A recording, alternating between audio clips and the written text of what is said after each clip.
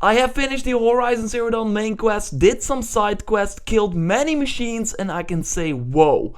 This is the best PlayStation 4 exclusive out there. They really did it. I will tell you why in this review. If you have any questions, drop them down in the comments down below. And don't forget to hit that like button.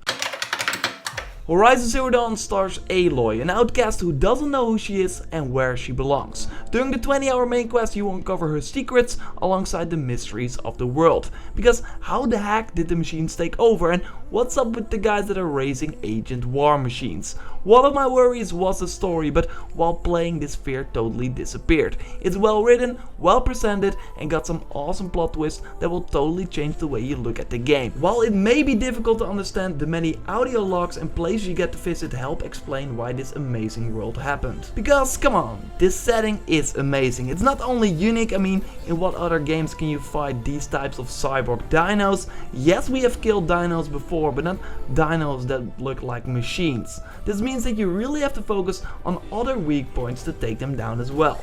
It's smart to scan every enemy to see their weak points before you engage and focus on that. Is that rocket launcher hitting you hard? Why not destroy it so the machine can't use it anymore?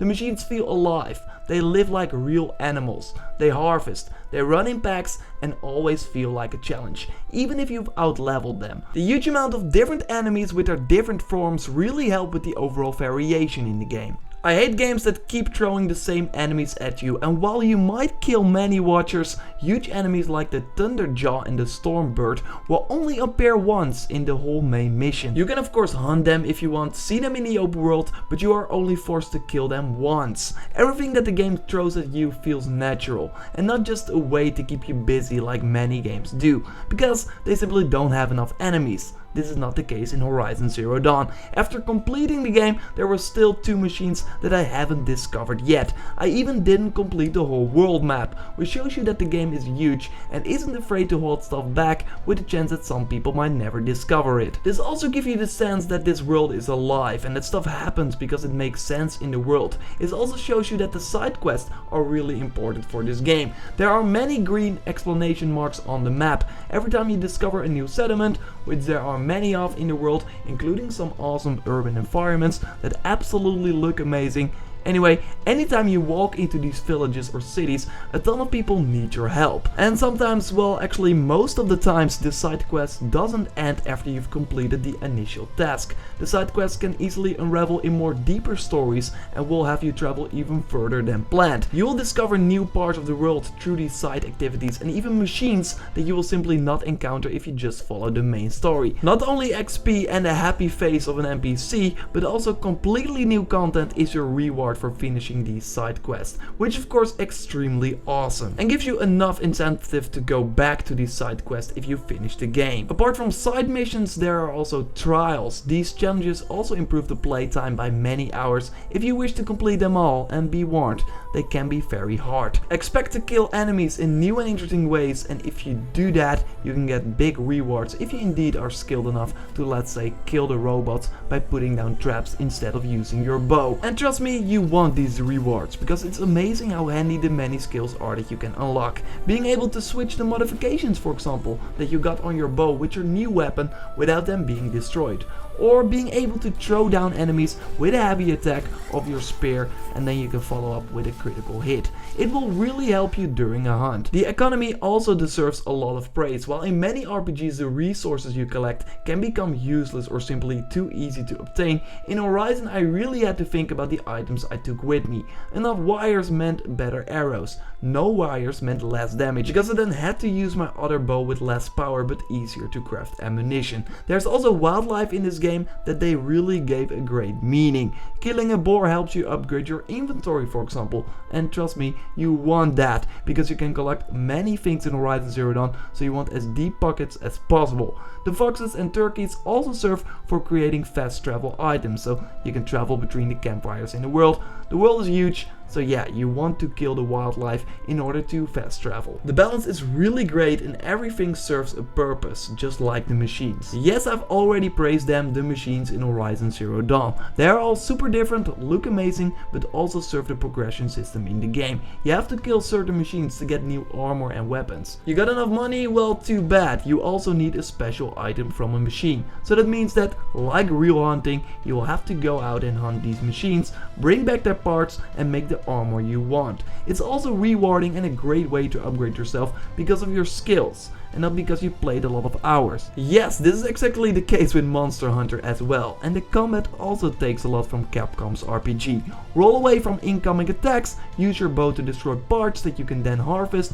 I even used a Monster Hunter tactic in Horizon and it worked. Here a watcher was trying to blind me, but I turned my back to him just like I did versus a Kazoo in Monster Hunter as well, and it worked. The things you learned from Capcom's game really help in Horizon Zero Dawn, and that shows you that the gameplay is great. Horizon took a lot of things from other games as well. When you're using your bow and arrow to kill the bandit enemies in the game and climb the many rocks, the game reminds you of the most recent two Tomb Raider games. When you talk to people and ask them many questions, Bethesda games like Elder Scrolls and Fallout come to mind. It also has the cinematic feel of a linear single player game like Uncharted, but then in a huge open world. It's really impressive what they've done. There are only 3 load screens in the game: when you start it, when you die, and when you fast travel. Besides that, everything is seamless, which makes this world even more believable.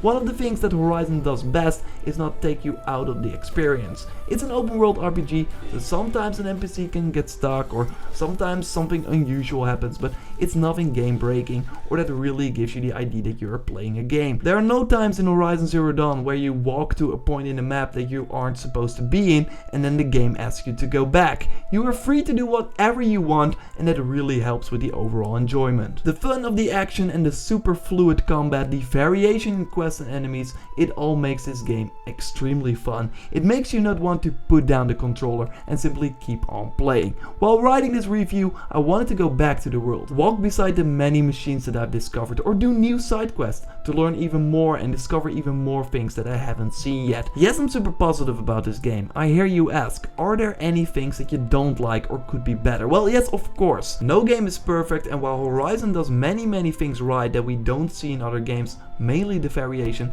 there are some critiques I have. For example, the gear is way too limited in my opinion. Halfway through the game, I already had the best armor and weapon that I wore until the final mission. I wanted new exclusive upgrades, but even every vendor I visited had the same stuff and nothing that was better than something I got on level 15.